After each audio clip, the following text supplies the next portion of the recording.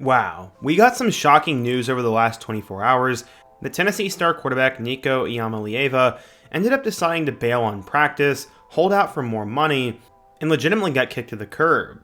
I'm not quite sure what happened, but Josh Heupel said he's no longer on the team, and Nico is now in the 2025 transfer portal. This changes absolutely everything for Tennessee football, as all of a sudden they have a bare cupboard at the quarterback spot. They are definitely going to need to bring in some sort of transfer ASAP, but today I want to go ahead and explore the options in this year's quarterback room. I'm going to go ahead and spotlight a couple of players on their roster, including one guy who was at one point a 5-star, and then a redshirt freshman who's already been in the system, plus what kind of void Nico leaves, and some potential transfer options for them.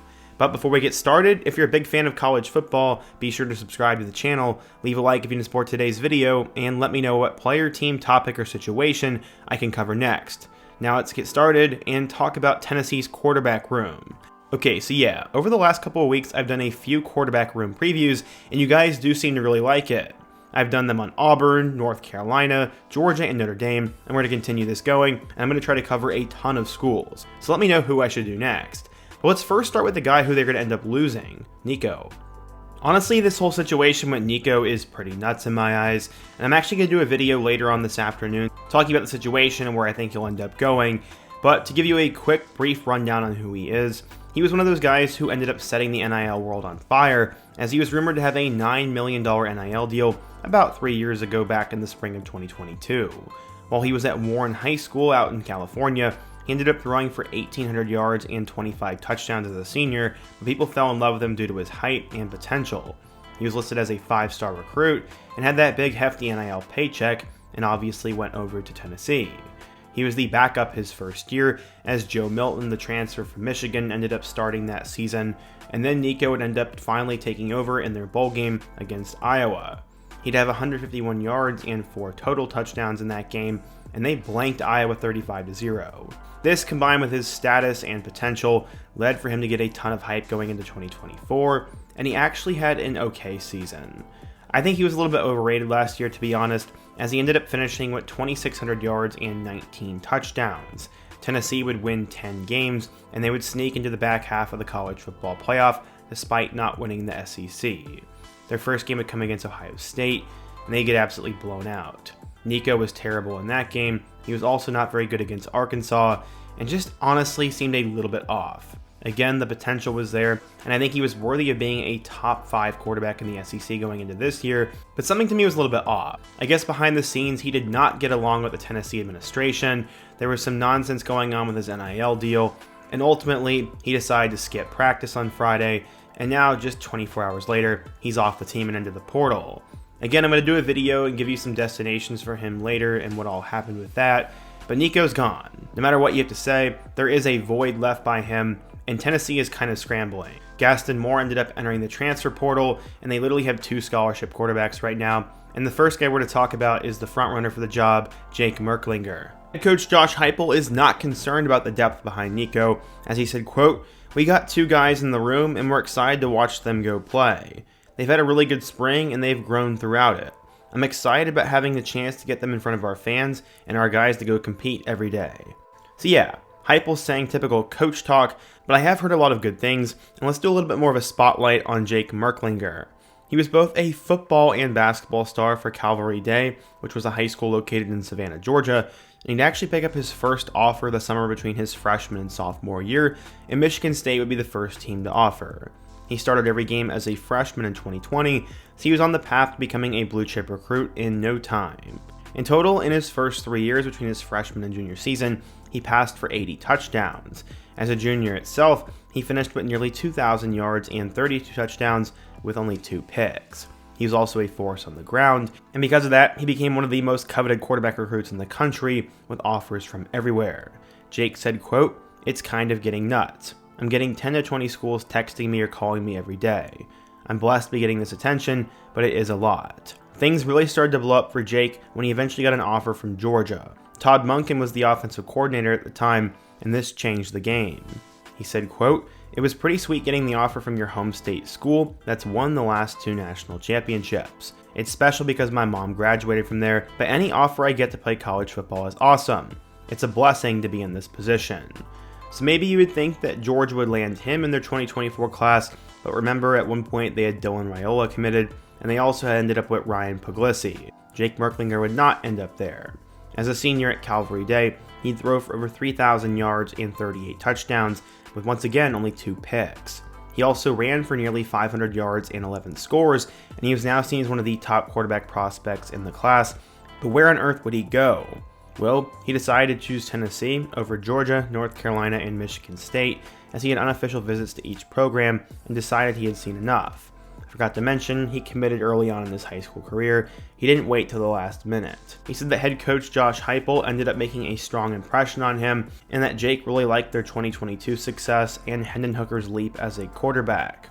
Many people forget that Josh Heupel didn't actually recruit Joe Milton or Hendon Hooker, as they're both transfers not out of high school, but the development and progression of each one of those guys and them going off to the NFL definitely made it clear that Tennessee is a force when it comes to building quarterbacks, and that Josh Heupel can do a lot of good work, which is part of the reason why Jake decided to go there. According to 24/7 Sports, Jake was a 4-star recruit, the number 13 quarterback, and the 212th best player in the class of 2024. One thing that would have to change, though, was his offensive style, as he played in a spread style of offense at Calvary Day, and he wasn't familiar with lining up under center. But he's going to get his feet wet. Scouts thought he was a guy with good speed to push quarterback Nico Iamaleava, and one that could ultimately succeed him after a presumed successful run.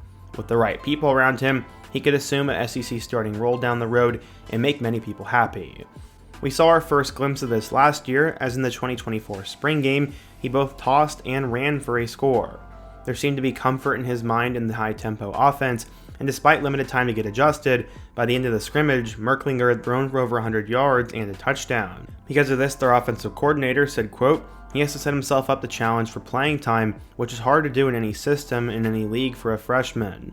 Is he going to have some growing pains? Absolutely, but that's a guy that's got a chance to contribute as a freshman." Ultimately, Merklinger would barely get on the field, as Nico was obviously their guy, but after one more season, many were expecting Merklinger to develop and probably take over as the starter in 2026, battling it out with McIntyre and Faison Brandon, the true freshman. But all of a sudden, he might be getting totally fast-tracked. The good thing is Merklinger's at least had a year in the system, and as I said, many believe he looks comfortable in the system, so maybe he does take over as a starter a year earlier than expected. But either way, he'll have a little bit of competition from a guy who at one point was sort of a prodigy in George McIntyre. McIntyre should be a familiar name to you guys, as his uncle Mike McIntyre was the former head coach at Colorado and was also at Florida International. He became one of the first to offer George McIntyre, as well at Brentwood Academy in Tennessee. He quickly became a star, and because of his family tree, he was a pretty big deal and had some help and guidance. He was both a stud on the basketball court and on the football field, as apparently he got a multiple Power 5 interest in terms of offers on the basketball court as well. McIntyre started receiving significant college interest after his sophomore year, and was actually a 5-star recruit for quite some time, and was seen as one of the names of the 2025 class. Tennessee would prioritize him from the early stages, and it paid dividends. McIntyre made an early commitment to the Vols in January of 2024 and stuck with it. He held over 30 Power 4 offers, but his recruitment ultimately came down to Alabama, LSU, and Tennessee. His desire to play for the in-state Vols went out in the end, and much like Merklinger, McIntyre never visited another school after his commitment.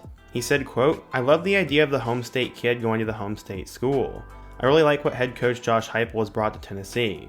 I think he's got the energy back, and offensively, when they are firing, they are firing. I feel like when they have all their cylinders rolling, they're one of the most explosive offenses in the country." As a junior, McIntyre ended up finishing with 3,200 yards and 25 touchdowns. At 6'5" and 180 pounds, he obviously needs to put on some weight, but he has the ability to make every throw, and has the ability to also push the ball downfield to explosive playmakers, which is exactly what Coach Heupel wants to do in his Tennessee style of offense. Getting near the end of George McIntyre's high school days, he was a guy who had a new coach and a new offense each and every year, so he definitely had to battle adversity. Mike McIntyre said, quote, "We went on so many college visits the last couple of years that we kind of figured it out," he apparently said with a laugh. According to 24/7 Sports, McIntyre was a 4-star, the number 13 quarterback, and the 150th best player in the class of 2025. There were no real expectations of him playing this year due to Nico and then Jake, but all of a sudden, he might have to get ready. McIntyre might have to play earlier than expected, and honestly, I don't really know if that's a good idea. He has not had a lot of stability over the last few years in terms of the offense. He's also a little bit small, and then he's going to be an 18-year-old in the SEC. I don't usually think it's wise for that many freshmen to start, and I would definitely advise against it.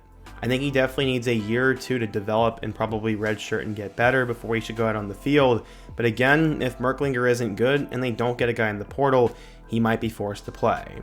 We'll have to wait and see what happens with him, but what are some other options they potentially have? Well, there could be a random big name who jumps into the portal out of nowhere, but some guys who ultimately came to mind for me are someone like Lincoln Kienholz from Ohio State, Austin Novosad from Oregon, Michael Hawkins Jr. from Oklahoma, Kenny Minchie from Notre Dame, and Austin Mack from Alabama.